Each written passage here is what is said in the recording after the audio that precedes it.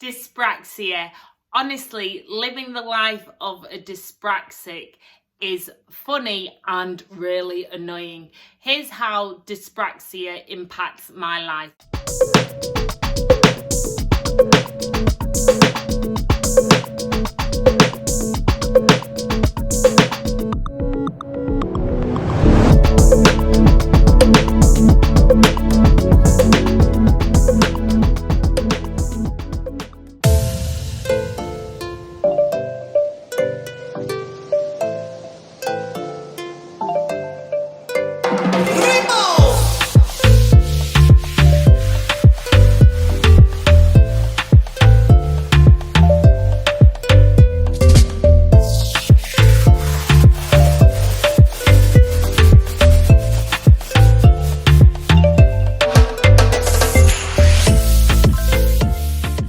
Currently we're in lockdown and I've had more injuries again in this lockdown than the last and the one before that. I've realised that when I'm in a confined space that I notice my dyspraxia more and more. So not only is it normally losing my keys, although luckily I'm going out the house less, so I'm not losing my keys as much, but when I did go out the house and I catch trains, all those arrows in shops, honestly, I was going around the shop, like looking down on the floor, right, okay, that arrow's there. Oh, and I've got to keep a distance, social distancing and all that. Oh, but then that arrow's, and then sometimes I just ended up missing trains or not going in shops or just walking in little circles. The amount of times kind people have gone, are you okay? Thinking like I was having another meltdown. It's like, no, I just can't follow the arrow because it's going that way and then there's one going that way. Then there's a person there and then I don't want to be rude, but I have not got a clue. I just want to get to the bras or I just want to get to my train, whatever I was going for in the shops. But honestly, being in a confined space, in the last lockdown, I spilled a coffee all over my MacBook, my fabric chair, my floor. And then this lockdown, I've actually put on lipstick, try and colour it up. I've got a really bad blister on my lip because I drank a swig of hot drink. Every day I must break something. Also this week alone, I burnt a hole in the curtain because I knocked the lamp over. Didn't realise because I'm a bit like that. With my dyspraxia, I have no spatial awareness. Bizarrely, when I dance, I'm fine. I do get a bit wobbly sometimes, but I'm quite okay. I just can't do choreography. I just dance with the flow. So I'm great at improvisation. Yeah, I burnt a hole. It was worse because it's my partner's curtains and his lamp. So that cost me a lot of money because I've got to replace curtains on the lamp. And then, also, when Strictly Come Dancing was on, I've got a nice little burn here. It's now recovering into a permanent scar because the girls were rushing me, the kids were rushing me. I was trying to cook and then ended up burning myself.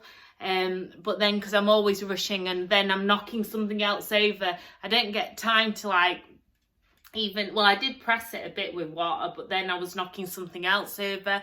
And then the more stressed I get, the pressure of Strictly Come Dancing playing its intro music was enough to make me break another cup.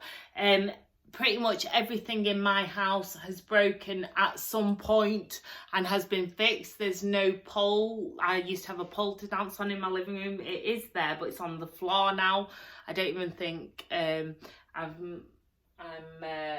able to get that back up and not break it again. I've literally broken so many things. Honestly, it's a daily occurrence, and then the more stressed I get, the more annoyed with myself I get, the more I do and the more I break. And then what's worse is people also get annoyed with you because you're breaking things or you're being clumsy or I spill all the time. And I don't have that spatial awareness. So I'm like Mr. Bean. I'm just like, douche, knocking into doors, windows, whatever. I am so clumsy. Sometimes I'm just like, someone just put me in a box. Don't let me move. Because I'm just like, woo. And also it doesn't make it any easier because I'm very gesticular. So I'm always throwing my hands around and knocking things over breaking things, throwing glasses, the amount of things I've lost, I must have, I'd say, overestimating millions of pounds of glasses scattered either in my house or throughout Yorkshire. So if you see lots of nice glasses on the run, my glasses, they're normally mine, because I've normally put them down somewhere. I thought, I will not forget that. I will never forget that. And then I forget it straight away because my brain's gone on to something else. So basically dyspraxia, no spatial awareness. You can be clumsy, forgetful, disorganised even when you try and be organised, often running late, struggle to see times, directions, and doesn't help that I'm dyslexic as well. Actually, sometimes as well, verbally you're jumbled up. Sometimes that impacts me, but not a lot, because I think I just talk a lot. But because I'm dyslexic with my words, my written words, because writing takes me so long, even though I can write and I love writing, it does take me a lot longer. I've got used to talking, so you end up finding your own coping strategies. But at the same time, like this, I'll rattle off.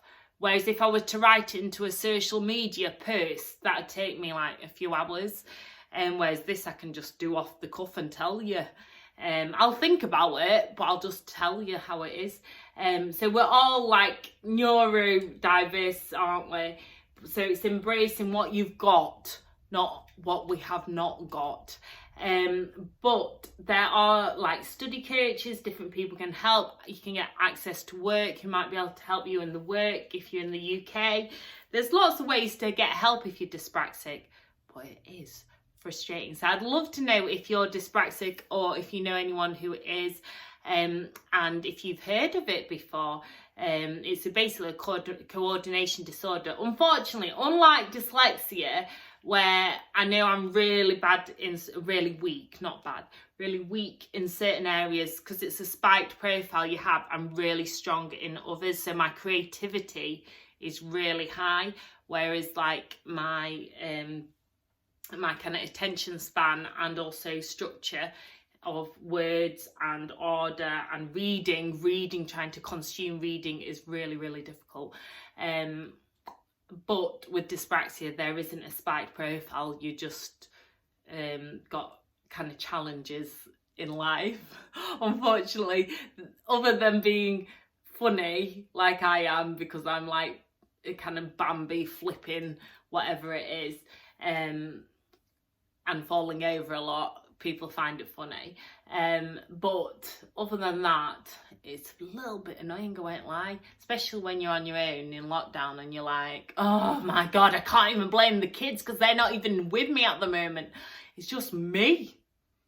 Anyway, on that note, I'd love to hear your funny tales as well, because the greatest thing with diagnosis is that I learn to laugh about it and understand myself rather than getting annoyed. And when people get annoyed with me, I do explain to them like it's a genuine thing, I wish I wasn't like it, but I am. But also I think it's part of my personality now, because that is me. #perfectly imperfect. Sending you so much peace, love and shimmies.